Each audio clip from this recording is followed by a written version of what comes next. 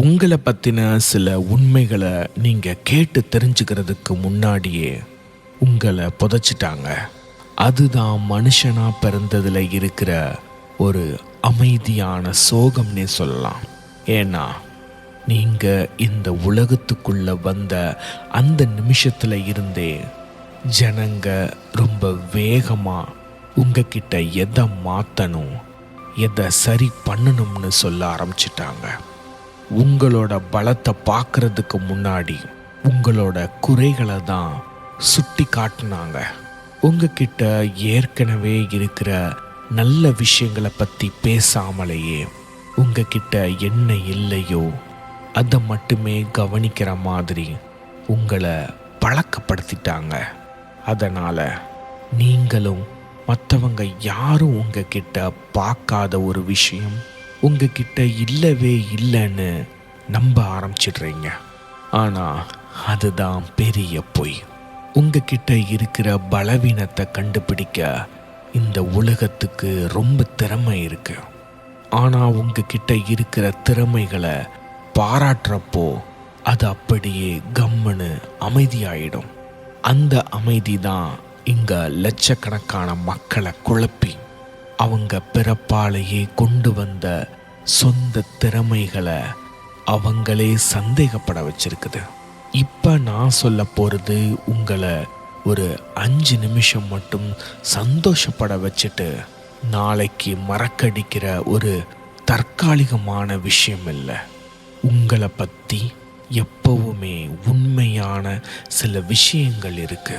ஆனால் அதை இதுவரைக்கும் உங்ககிட்ட யாருமே சொன்னதே இல்லை. ஆல்ஃபா ஃப்ரீக்வன்சி உங்களை வரவேற்கிறது. பிரபஞ்ச பேராற்றலுக்கு நன்றி. முதலாவது, கஷ்டங்களை தேர்ந்தெடுத்த ஆன்மா. உங்களுக்குன்னு ஒரு பேரும் முகமும் கிடைக்கிறதுக்கு முன்னாடி நீங்கள் இப்படி தான் இருக்கணும்னு மற்றவங்க சொல்கிறதுக்கு முன்னாடியே உங்களுக்குள்ள ஆழமாக இருக்கிற ஏதோ ஒன்றுக்கு ஏற்கனவே தெரிஞ்சிருக்குது. நம்மால் ஏற்றுக்கவே முடியாத ஒரு கசப்பான உண்மை என்னன்னா, உங்களோட ஒரு பகுதி தான் இந்த வாழ்க்கையை தேர்ந்தெடுத்திருக்குது. இது எவ்வளவு பாரமாக இருக்க போகுதுன்னு நல்லா தெரிஞ்சுதான் தேர்ந்தெடுத்திருக்குது. ஏதோ தற்செயலாகவோ இல்லை ஒரு தண்டனையாகவோ இது உங்களுக்கு கிடைக்கல. பல பழங்கால ஆன்மீக போதனைகள் எதை பற்றி பேசுதுன்னா, நம்ம மூளை வேலை செய்ய ஆரம்பித்து நம்ம முதல் மூச்சை எடுக்கிறதுக்கு முன்னாடியே நம்ம ஆன்மா தாம் போக போகிற பாதை எப்படிப்பட்டதுன்னு புரிஞ்சு வச்சிருக்குமா. அங்கே வரப்போகிற எதிர்ப்புகள், குழப்பங்கள், பாரம், சரியான நேரம், சுற்றி இருக்கிற மனிதர்கள், இழப்புகள், அழுத்தங்கள் எல்லாத்தையும் அது தெரிஞ்சு வச்சிருக்குது. கஷ்டப்படுறது தான் இதோடைய நோக்கம்னு இல்லை. ஆனால் சில ஆன்மாக்கள் இங்கே சில முக்கியமான வேலைகளுக்காக வந்திருக்கு.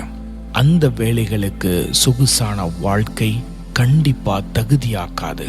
ஒருவேளை இது உண்மையாக இருந்தா இது எல்லாத்தையுமே மாற்றிடும். ஏன்னா அதுக்கப்புறம் உங்கள் வாழ்க்கை ஏதோ வரிசையாக வர்ற கஷ்டங்கள் மாதிரி தெரியாது. அதுக்கு பதிலாக நீங்களே தைரியமாக முன்ன வந்து தேர்ந்தெடுத்த ஒரு பாதையாக தெரிய ஆரம்பிக்கும். அப்படின்னா உங்களுக்கு வர்ற அழுத்தம் உங்களை உடைக்கிறதுக்காக வரல. அது வந்ததே உங்களுக்குள்ள இருக்கிற ஏதோ ஒரு பெரிய விஷயத்த உருவாக்கணும் அப்படின்றதுக்காக தான். அந்த விஷயத்த நீங்க நிஜமாவே புரிஞ்சுக்கிற அந்த நிமிஷத்துல ஏன் என் வாழ்க்கை இவ்வளவு பாரமா இருக்கு அப்படின்னு கேட்கறத நிறுத்திடுவீங்க.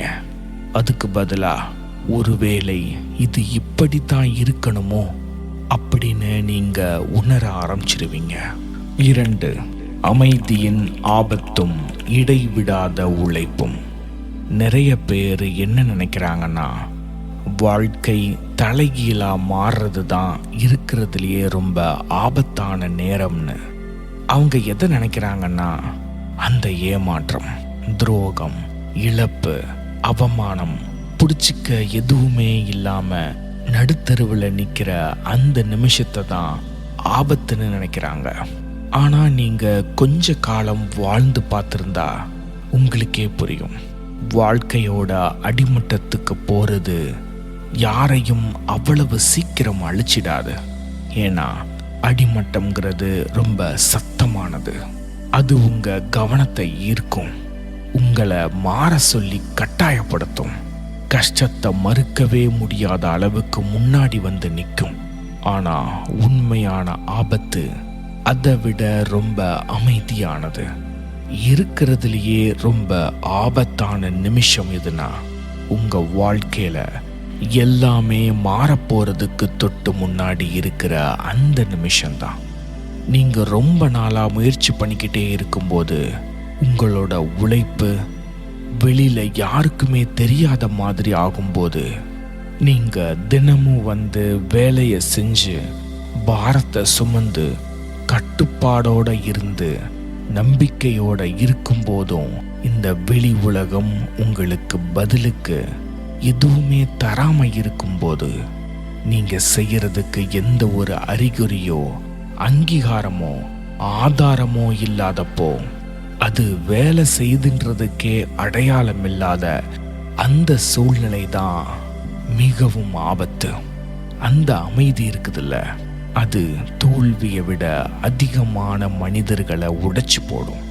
ஏன்னா தோல்விங்கிறது எதிர்த்து போராட ஒரு காரணத்தை கொடுக்கும். ஆனா இந்த அமைதி இருக்குதுல்ல, அது மனுஷனை அவனையே சந்தேகப்பட வச்சிரும். நாம நம்ம நேரத்தை தான் வீணடிக்கிறோமோன்னு யோசிக்க வச்சிரும். நல்லா போய்கிட்டு இருக்கிற சில விஷயங்களை கூட அவங்க நினைச்ச நேரத்துல ரிசல்ட் வரலன்ற ஒரே காரணத்துக்காக பாதியிலேயே விட்டுட்டு போக வச்சிரும். நிறைய பேர் வாழ்க்கை அவங்கள அடிச்சதுனால தூத்து போறதில்ல, ஒண்ணுமே நடக்கலன்ற அந்த அமைதி அவங்கள நம்ப வைக்கிறதுனால தான் தோத்து போறாங்க. அங்கதான் நிறைய பேர் பாதையை விட்டு விலகி போறாங்க. காரியம் நடக்காதுன்றதுக்காக இல்ல, வெற்றி ரொம்ப பக்கத்துல இருக்கும்போது அது தெரியாமலே போயிடலாம். அதனால இந்த நிமிஷம் ரொம்ப முக்கியம். ஏன்னா இப்ப இதை கேட்டுக்கிட்டு இருக்கிற யாரோ ஒருத்தர் மற்றவங்க நினைக்கிறத விட அதிகமான பாரத்தை சுமந்துக்கிட்டு இருக்கிறீங்க. நீங்க உங்களுக்குள்ளேயே உழைச்சிக்கிட்டு இருக்கிறீங்க, உங்களை நீங்களே தடுத்து நிறுத்திக்கிட்டு இருக்கிறீங்க. உங்களை சுத்தி இருக்கிற எதுவுமே மாறாதப்பவும் நீங்க இன்னும் அந்த போராட்டத்துல தான் இருக்கிறீங்க. ஆனா இந்த நிமிஷத்தை ஆபத்தாக்குறது எதுனா, நீங்க அந்த பெரிய மாற்றத்துல இருந்து சில இன்ச்சு தூரத்துல தான் நின்னுக்கிட்டு இருக்கிறீங்க. ஆனா அது உங்களுக்கு தெரியல. சில பேர் எத்தனையோ வருஷமா நடந்து வந்த அந்த பெரிய கதவுக்கு முன்னாடி வந்துட்டு அதை திறக்காமலேயே கிளம்பிடுவாங்க. தயவு செஞ்சு நீங்க அப்படி ஆயிடாதீங்க. 3, மனதின் குரல்களும் பழக்கமான பயங்களும். இந்த ஆன்மீக பாதையில இருக்கிற ஒரு விசித்திரமான உண்மை என்னன்னா, உங்க மனசுல ஓடுற எல்லா எண்ணங்களுமே உங்களுடையது கிடையாதுன்னு கண்டுபிடிக்கிறது தான். அதை ஏத்துக்கிறது கொஞ்சம் கஷ்டம்தான். ஏன்னா ஒரு எண்ணம் நமக்கு ரொம்ப பழக்கப்பட்டதா இருந்தாலோ இல்ல அது ரொம்ப இயல்பா பல வருஷமா அங்கேயே இருந்தாலோ அது நாம தான்னு நிறைய பேர் நினைச்சுக்கிறாங்க. ஆனா அது எப்பவுமே உண்மையா இருக்காது. சில நேரங்கள்ல உங்க மூளை புதுசா எதையும் யோசிக்கிறது இல்ல, அது சும்மா ரிப்பீட் பண்ணுது. நீங்க எதையும் யோசிச்சு புரிஞ்சுக்கிறதுக்கு முன்னாடியே உங்களுக்குள்ள போடப்பட்ட சில கமாண்டுகளை, அதாவது கட்டளைகளை அது திரும்ப திரும்ப சொல்லுது. நீங்க உங்களை பாதுகாப்பா வச்சுக்க, எல்லாரும் உங்களை ஏத்துக்க, வெளியே யாருக்கும் தெரியாம இருக்க, எல்லாத்தையும் உங்க கட்டுப்பாட்டுல வச்சுக்க நினைச்ச சில பழைய காலத்துல உருவான கட்டளைகள் அது.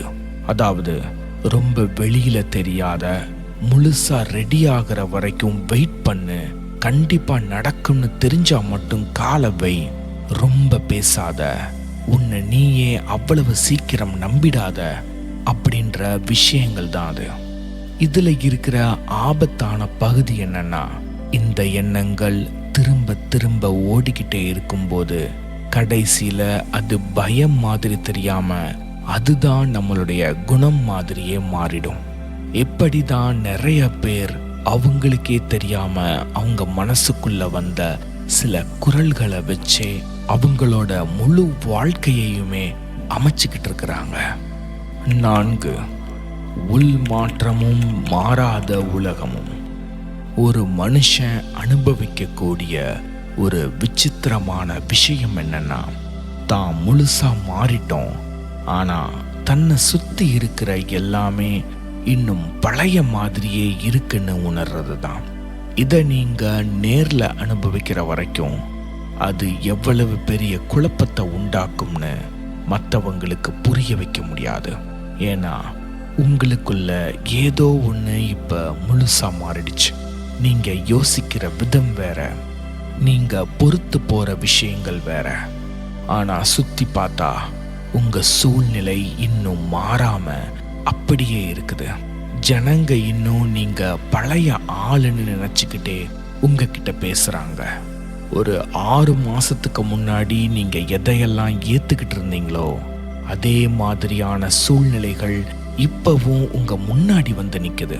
அது ஒரு விதமான அழுத்தத்தை உருவாக்குது. ஏன்னா உங்க ஆன்மா முன்னோக்கி போக நினைக்குது. ஆனா உங்க வெளி வாழ்க்கை நீங்க இப்ப இல்லாத ஒரு பழைய வாழ்க்கையோட படங்களை ஓட்டிக்கிட்டே இருக்குது. அந்த உணர்வு மனுஷனை அவனையே சந்தேகப்பட வச்சிரும். நாம என்ன ரொம்ப பேராசைப்படுறோமோ அப்படின்னு தோண வைக்கும். ரொம்ப வேகமா மாறிட்டோமோன்னு யோசிக்க வைக்கும். இல்ல ஒருவேளை நாமளாதான் எதையாவது கற்பனை பண்ணிக்கிறோமா அப்படின்னு கூட தோண வைக்கும். ஏன்னா நிஜமாகவே எல்லாமே மாறிடுச்சுன்னா ஏன் நம்ம வாழ்க்கை இன்னும் மாறாம அப்படியே அதே இடத்துல இருக்குதுன்னு தோணும். ஆனா இங்கதான் உண்மையான ஆன்மீக வளர்ச்சியை பத்தி பல பேர் தப்பா புரிஞ்சுக்கிறாங்க.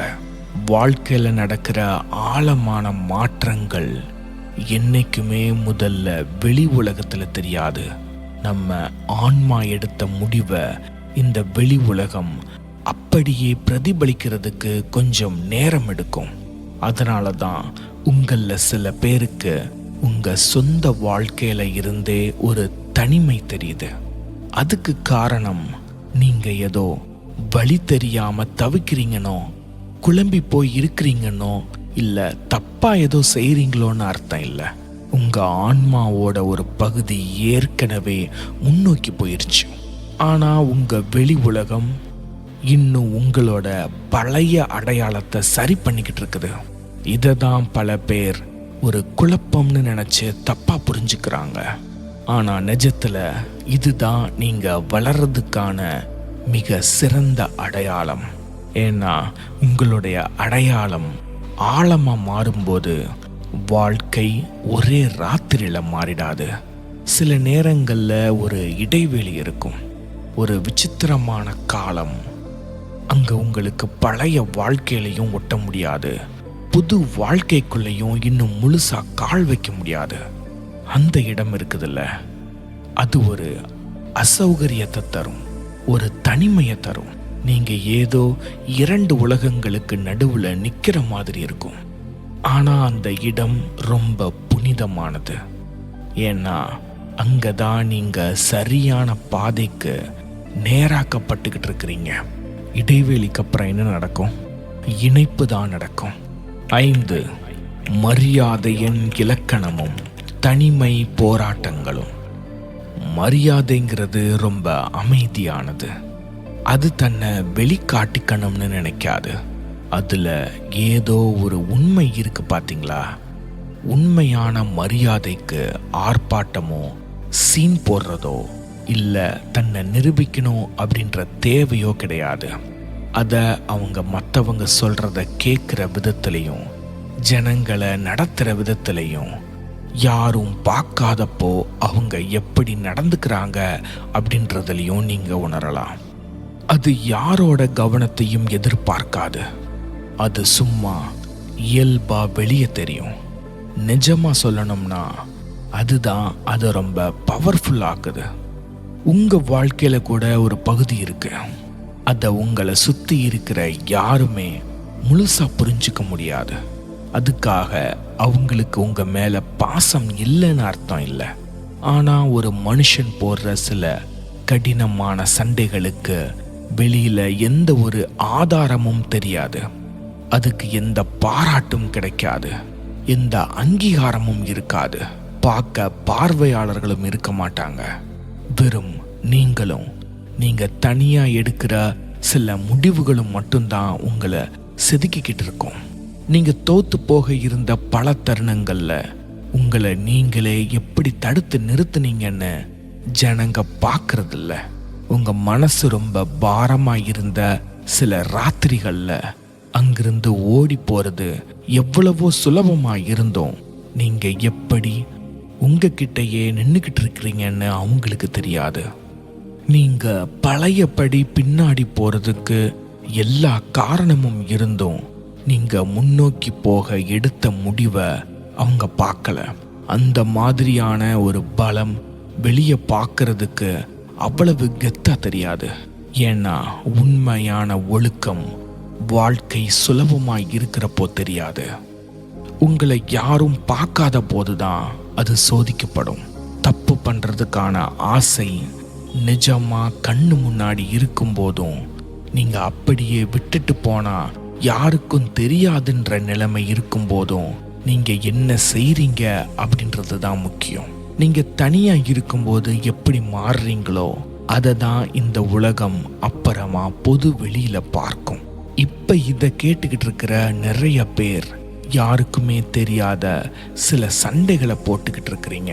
சத்தமே இல்லாம சில பழைய பழக்கங்களை உடைச்சு ஒரு காலத்துல உங்களை கட்டுப்படுத்தின விஷயங்களை எதிர்த்து யாருமே கவனிக்கணுன்ற அவசியம் இல்லாம அமைதியா பலசாலி ஆகிட்டு இருக்கிறீங்க. நீங்க நினைக்கிறத விட இது ரொம்ப முக்கியமானது. ஏன்னா நீங்க தனியா எடுக்கிற ஒவ்வொரு முடிவும் உங்களுக்கு ஒரு பவர்ஃபுல்லான விஷயத்தை கற்றுக் கொடுக்குது. அதாவது உங்களோட பலம்ங்கிறது நீங்க இந்த உலகத்துக்கு காட்டுறதுல இல்லை, யாரும் பார்க்காதப்போ நீங்க எதை விட்டு கொடுக்க மறுத்தீங்களோ அதுல தான் இருக்கு. 6. பிடிவாதமும் உண்மையான நம்பிக்கையும். வாழ்க்கையில புரிஞ்சிக்கவே கஷ்டமான ஒரு விஷயம் என்னன்னா, நீங்க பிடிச்சு வச்சிருக்கிற எல்லா விஷயமுமே உங்களை வளர்க்குதுன்னு சொல்ல முடியாது. சில விஷயங்கள் உங்க வாழ்க்கையில இன்னும் இருக்கிறதுக்கு காரணம் அதுக்கு தகுதி இருக்குதுன்றதுக்காக இல்லை. அதுல நீங்க உங்களோட உணர்ச்சிகளை ரொம்ப அதிகமா முதலீடு செஞ்சிட்டீங்க. அதனால அதை விட்டுட்டு போறது அதே கஷ்டத்துல மாட்டிக்கிட்டு இருக்கிறத விட ரொம்ப பெரிய வழியா தெரியுது. இதை இன்னும் கஷ்டமாக்குறது எதுனா, இது பார்க்கறதுக்கு ஏதோ பயம் மாதிரி தெரியாது. சில நேரங்கள்ல இது ஒரு நம்பிக்கை மாதிரி தெரியும், விசுவாசம் மாதிரி தெரியும், பக்தி மாதிரி தெரியும். அதனால தான் ஜனங்க ரொம்ப காலத்துக்கு முன்னாடியே அவங்களுக்கு பயம் இல்லாம போன ஏதோ ஒரு பழைய விஷயத்த இன்னும் எத்தனையோ வருஷமா பிடிச்சு வச்சுக்கிட்டே இருக்காங்க. நம்பிக்கைங்கிறது ரொம்ப சக்தி வாய்ந்தது தான். உங்களை உடைச்சு போட்டிருக்க வேண்டிய எத்தனையோ மோசமான காலங்கள்ல இருந்து அது உங்களை காப்பாத்தி கூட்டிட்டு வந்திருக்கும். வெளியில எந்த ஒரு அடையாளமும் தெரியாதப்பவும் உங்களை முன்னோக்கி நடக்க வச்சிருக்கும். ஆனா நீங்க கவனமா இல்லைன்னா அந்த நம்பிக்கை மெதுவா ஒரு பற்றா மாறிடும்.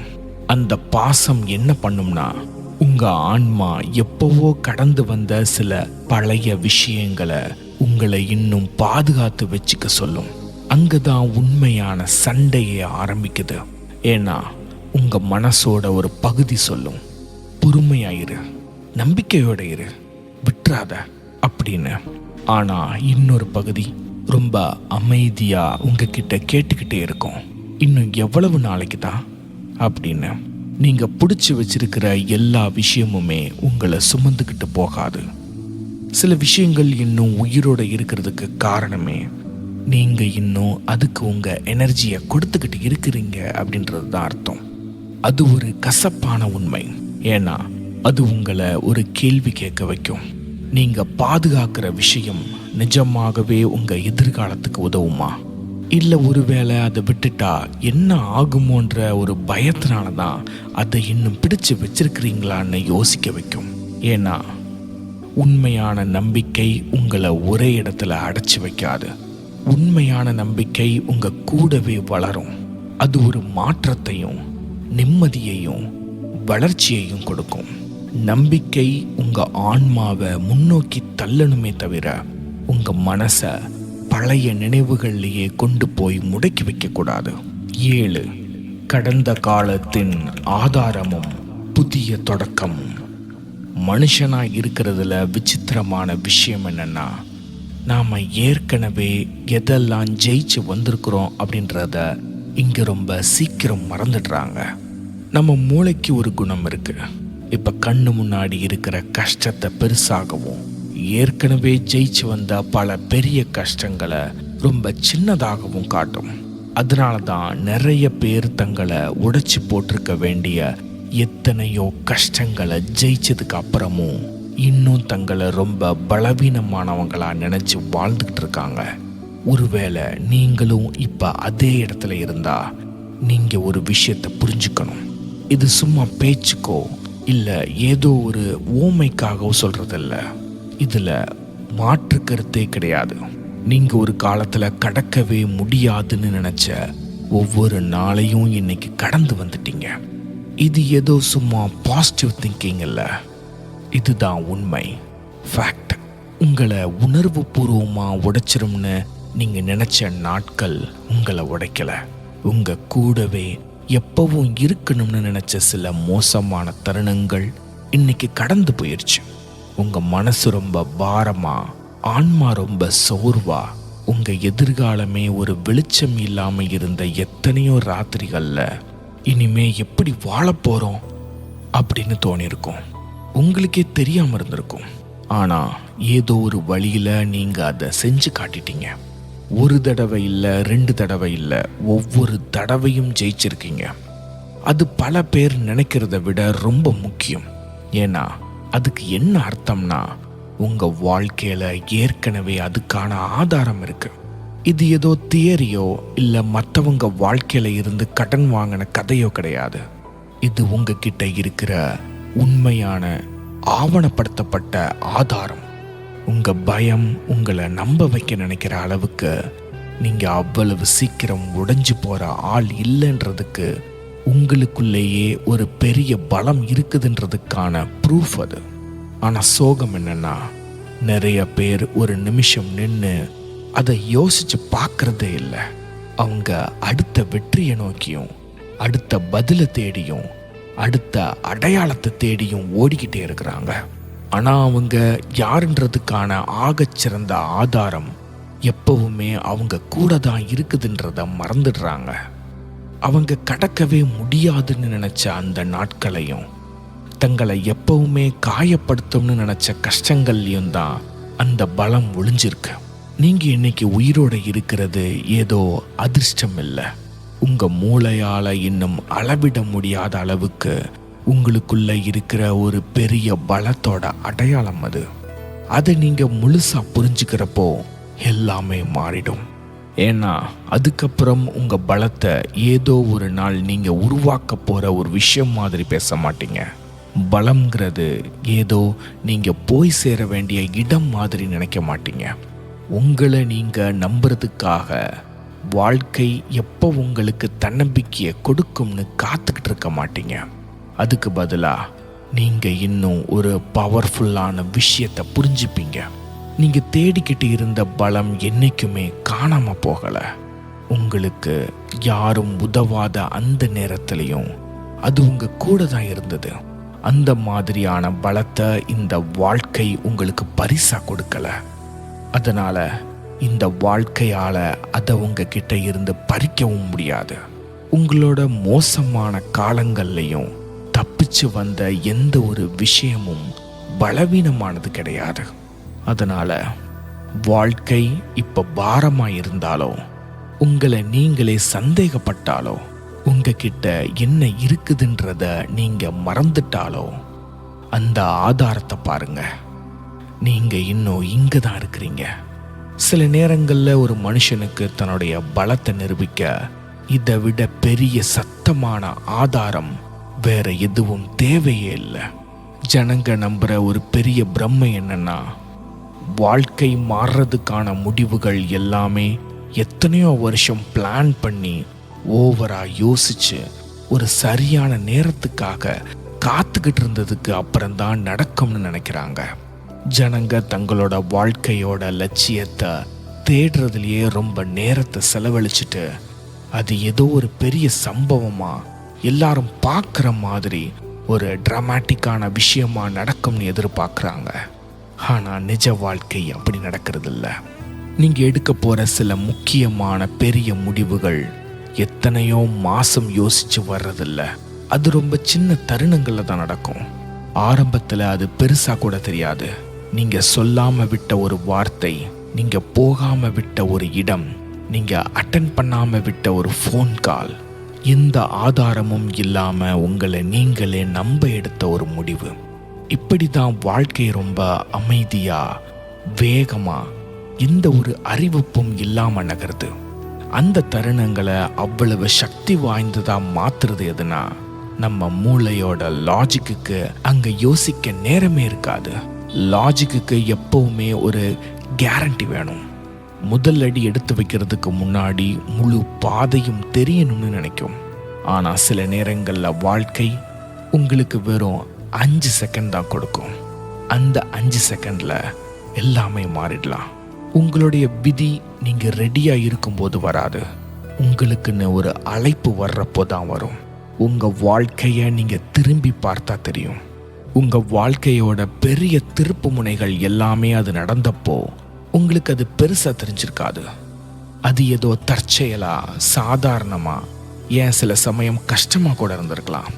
ஆனால் அப்புறம்தான் உங்களுக்கு புரிஞ்சிருக்கும், அந்த ஒரு முடிவு, அந்த ஒரு ஆக்ஷன், அந்த ஒரு நொடி தைரியம்தான் உங்கள் வாழ்க்கையோட திசையையே மாற்றிருக்குதுன்னு. ஆன்மீக ரீதியாக அது ரொம்ப முக்கியம். ஏன்னா சில நேரங்களில் மூளை புரிஞ்சுக்கிறதுக்கு முன்னாடியே ஆன்மாவுக்கு புரிஞ்சிடும். ஏன் எதுன்னு சொல்கிறதுக்கு முன்னாடியே உங்களுக்கு ஒரு விஷயத்தின் மீது ஈர்ப்பு வரும். உங்கள் லாஜிக் பார்க்கறதுக்கு முன்னாடியே உங்களுடைய உள் மனசு அந்த வாய்ப்பை பார்த்துரும். அதனால தான் எல்லா பெரிய மாற்றமும் ஒரு தெளிவோடு ஆரம்பிக்கிறது இல்லை. சில நேரங்களில் அது வெறும் ஒரு சின்ன நகர்வில் இருந்து தான் ஆரம்பிக்குது. வாழ்க்கையை மாற்றுறவங்க எல்லாரும் எல்லாமே தெரிஞ்சவங்க கிடையாது. அவங்க தங்களுக்குள்ள பயம் பேசிக்கிட்டு இருக்கும் போதே அதை மீறி எடுத்து வச்சு நடக்கிறவங்க தான். அதனால உங்க அடுத்த டர்னிங் பாயிண்ட் ஏதோ பெரிய அடையாளத்தோடோ இல்லை சரியான நேரத்திலையோ வராது. ஒருவேளை அது ரொம்ப சாதாரணமாக வந்து நீங்கள் முழுசாக புரிஞ்சுக்கிறதுக்கு முன்னாடியே அதை நம்ப சொல்லி உங்ககிட்ட கேட்கலாம். நிறைய பேர் தங்களுடைய வாழ்க்கை மாறுதுன்றதை நிரூபிக்கிறதுக்காக ஏதோ ஒரு பெரிய அற்புதத்துக்காக வருஷக்கணக்காக காத்துக்கிட்டு இருக்காங்க. அவங்க சந்தேகமே இல்லாத அளவுக்கு ஒரு பெரிய அடையாளத்தை எதிர்பார்க்குறாங்க. ஒரு நல்ல வாய்ப்புக்காக, ஒரு பெரிய பிரேக் த்ரூக்காக, ஒரு சரியான ஃபீலிங்காக காத்துக்கிட்டு இருக்காங்க. ஆமாம், இப்போதான் மாற்றம் நடக்குது, இப்போதான் எனக்கு ஞான உதயம் வருது, இப்போதான் என்னுடைய வாழ்க்கை மாறுது அப்படின்னு சொல்ல நினைக்கிறாங்க. ஆனால் ஒருவேளை வாழ்க்கை அப்படி வேலை செய்யலைன்னா என்ன பண்ணுவீங்க? ஒருவேளை நீங்கள் இப்போ ரொம்ப குழப்பமாக இருக்கிறதுக்கு காரணம் நீங்கள் வழி அறியாமல் தவிக்கிறீங்க அப்படின்றதுனால இல்லை. உங்களுக்குள்ள ஏற்கனவே ஒரு பெரிய மாற்றம் நடந்து முடிஞ்சிட்டு அப்படின்றதுனால தான். அப்படின்னா ஒரு மனுஷன் மாறுறதுக்கான ஆகச்சிறந்த அடையாளம் சந்தோஷம் கிடையாது. அது ஒரு விதமான அசௌகரியம். அது ஏதோ வழியால வர்ற அசௌகரியம் இல்லை. ஒரு காலத்துல சாதாரணமா தெரிஞ்ச விஷயங்கள்ல இருந்து நீங்க வளர்ந்து வெளியில வர்றப்போ வர்ற அசௌகரியம். உங்களுக்கு பிடிக்காத சில விஷயங்களுக்கு உங்களை நீங்களே கட்டாயப்படுத்தி சிரிக்க வைக்க முடியாதப்போ வர்ற அசௌகரியம். சில வெட்டியான பேச்சுக்கள் உங்களுக்கு பிடிக்காம போகும்போது, உங்களை சுத்தி இருக்கிற சில இடங்கள் ரொம்ப சின்னதா தெரியும் போது வர்ற அசௌகரியம். ஒரு காலத்துல பெருசா தெரிஞ்ச சில லட்சியங்கள் இப்போ உங்க எதிர்காலத்துக்கு சம்பந்தம் இல்லாத மாதிரி தோணும் போது வர்ற அந்த உணர்வு பல பேரை குழப்புது. அவங்க என்ன நினைக்கிறாங்கன்னா, நாம தான் நன்றி கெட்டத்தனமா இருக்கோமோ, இல்ல மோட்டிவேஷன் குறைஞ்சு போச்சா, ஏதோ தப்பு நடக்குதோன்னு நினைக்கிறாங்க. ஏன்னா ஒரு காலத்துல சரியா தெரிஞ்ச வாழ்க்கை இப்ப அவங்களுக்கு ஒட்ட மாட்டேங்குது. ஆனா ஒருவேளை இங்க எதுவுமே தப்பு இல்லைன்னா, அந்த அசௌகரியம் ஒரு பிரச்சனையே இல்லைன்னா என்ன பண்ணுவீங்க? அதுதான் நீங்க விழித்து கொண்டதற்கான ஆதாரமா இருந்தா, ஆன்மீக வளர்ச்சிங்கிறது எப்பவுமே ஏதோ ஒரு பெருசா விரிவடைகிற மாதிரி இருக்காது. சில நேரங்கள்ல உங்களுக்கு செட் ஆகாத பழைய சட்டைய கழட்டி போடுற மாதிரி இருக்கும். அது நீங்க பார்க்குற பார்வையவே மாத்திரும். அதுக்கப்புறம் நீங்க ஏதோ மின்னல் அடிக்கணும்னோ, பெரிய அதிரடி அடையாளம் வரணும்னோ காத்துக்கிட்டு இருக்க மாட்டீங்க.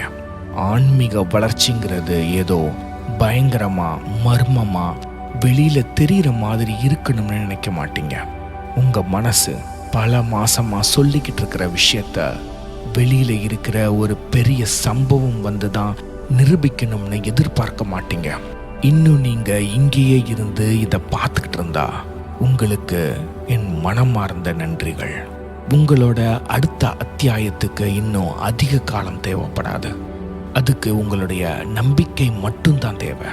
அதனால இனிமே என்ன நடந்தாலும், நாளைக்கு எப்படி இருந்தாலும் ஒரு விஷயத்த நல்லா தெரிஞ்சுக்கிட்டு முன்னாடி போங்க. நீங்க எங்கேயும் பின்தங்கிடல, நீங்க வழி அறியாம தொலைஞ்சு போகல, கண்டிப்பா உங்களுக்கு நேரமும் கடந்து போகல. நீங்க நினைக்கிறத விட உங்க வெற்றிக்கு ரொம்ப பக்கத்துல தான் இருக்கிறீங்க. அதனால தைரியமா முன்னேறுங்க. அடுத்த பதிவில் சந்திக்கும் வரை இது உங்கள் ஆல்பா ஃப்ரீக்வன்சி.